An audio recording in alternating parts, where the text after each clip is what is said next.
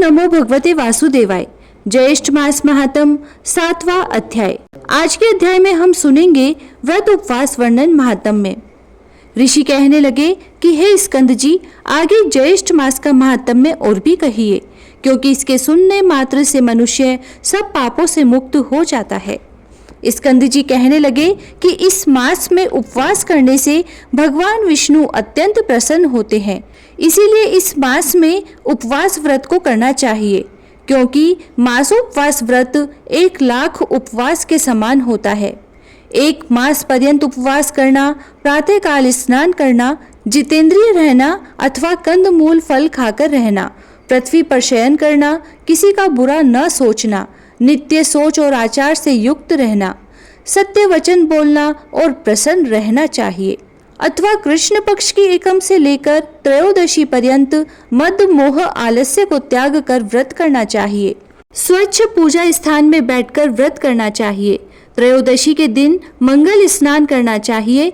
पूजा स्थान में पुण्य वाचन कर, देवताओं का अधिवासन कर, स्वर्ण, चांदी, तांबा तथा मिट्टी का घट स्थापित कर, उसमें पंच रत्न डालकर घट पर विष्णु भगवान की प्रतिमा स्थापित करें। विष्णु भगवान की प्रतिमा शंख, चक्र और गदा से युक्त हो। स्वर्ण की प्रतिमा लक्ष्मी जी गरुड़ से युक्त हो। अपने ग्रह सूत्र के अनुसार प्रथम ब्रह्मादि मंडल देवता की स्थापना करें। 4 द्वार से शोभित पुष्पों का मंडप बनाएं, केला के स्तंभ से युक्त करें और विविध प्रकार से तोरण से युक्त करके मंडप के मध्य भाग में भगवान विष्णु को स्थापित कर अनेक उपचारों से पकवान, पायस, खांड और दही मिला भात, ऋतु के पुष्प, नारियल, फल, धूप, दीप, तांबुल और अन्य सुगंधित वस्तुओं से भगवान का पूजन करें। रात्रि को पुराणों की कथा श्रवण करें, जागरण करें और हरि के भक्तों से कीर्तन कराएं। गीत वाद निर्घोष से आधी रात तक समय व्यतीत करें। प्रातःकाल होने पर नदी में स्नान करें। नित्य नियम करके ब्राह्मणों का अनुमोदन करने 5 ब्राह्मणों को ऋत्विजों का वरण करें और उनका वस्त्र तथा आभूषणों से पूजन करें।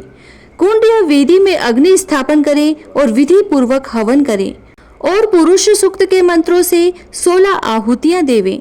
शर्करा, घृत, तिल और खीर की 108 आहुति मंत्र से देवें। पश्चात पूर्णाहुति हवन शेष हवन को समाप्त करें। ऋषियों को दक्षिणा देकर गायों का दान दें, छाता जूता का दान करें तथा इस प्रकार के जो दान है वह भी देवें और अपनी शक्ति के अनुसार ब्राह्मण भोजन कराएं तथा दक्षिणा देकर प्रसन्न करें। 2 वस्त्रों से भूषित जो विष्णु जी की प्रतिमा है वह अपने गुरु को यह मंत्र पढ़कर दे। हे केशव भगवान, आप इस प्रतिमा को ग्रहण करें। देने और लेने वाले दोनों का उद्धार करता केशव भगवान है, ऐसे केशव भगवान को नमस्कार है। यह मंत्र पढ़कर दक्षिणा सहित भगवान विष्णु की प्रतिमा कुटुंबी और श्रोतीय श्रेष्ठ ब्राह्मण को देकर व्रत का पालना करें। जो मनुष्य जग तीतल में इस दुर्लभ व्रत को करते हैं वे शोक और मोह से छूटकर अवश्य ही मन वांछित फल प्राप्त करते हैं। इस व्रत को 13 वर्ष पर्यंत करके व्रत को संपूर्ण सिद्धि के लिए अति दुर्लभ उद्यापन करें।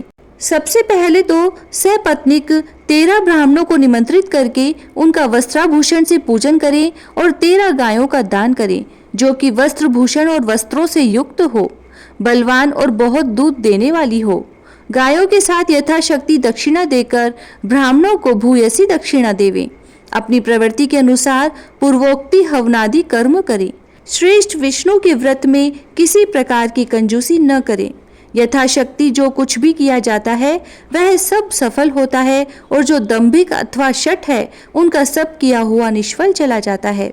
इसीलिए सभी उपायों से अपनी शक्ति के अनुसार श्री विष्णु का पूजन करना चाहिए। इति श्री ज्येष्ठ मास महात्म व्रतोपवास महात्म्य वर्णन 7वां अध्याय समाप्त। जय श्री राधे।